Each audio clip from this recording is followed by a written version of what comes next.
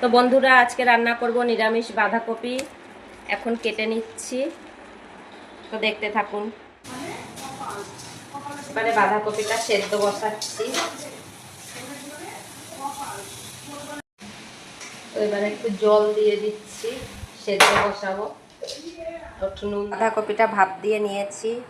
আর মশলা আদা, জিরে, লঙ্কা, টমেটো, তার মধ্যে হলুদ, নুন ও লঙ্কার গুঁড়ো দিয়ে দিয়েছি। আর গোটা জিরে আর তেজপাতা ফোড়নের জন্য, আর আলু কেটে ধুয়ে রেখেছি। এবারে গোটা জিরে ও তেজপাতা দিয়ে দিচ্ছি। এবারে আলুগুলো দিয়ে দিচ্ছি,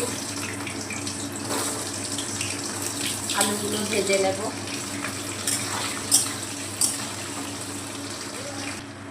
আলুগুলো ভেজে নিয়েছি, এবারে মশলাটা দিয়ে দিচ্ছি।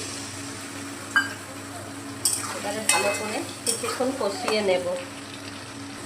তো সামান্য চিনি দিলাম, তো কষানো অনেকটাই হয়ে গেছে, কালারটাও চেঞ্জ হয়ে গেছে। এবারে বাঁধাকপিটা দিয়ে দিচ্ছি, দিয়ে আর কিছুক্ষণ নেড়ে ছেড়ে নেব।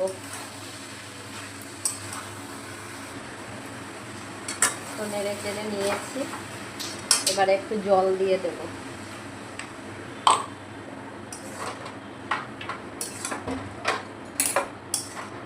তো এবারে কিছুক্ষণ গ্যাসটা আস্তে করে হওয়ার জন্য ছেড়ে দেব।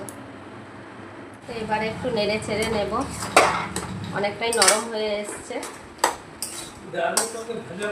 নরম হয়ে এসছে। তো এবারে বাঁধাকপিটা আমার হয়ে গেছে।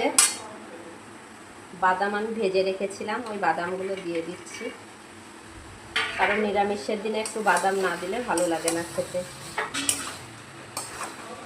তো এবারে গ্যাসটা বন্ধ করে দেব। এবার একটা পাত্রে ঢেলে নেব।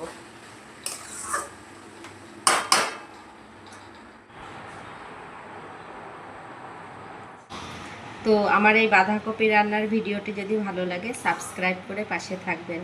ধন্যবাদ বন্ধুরা।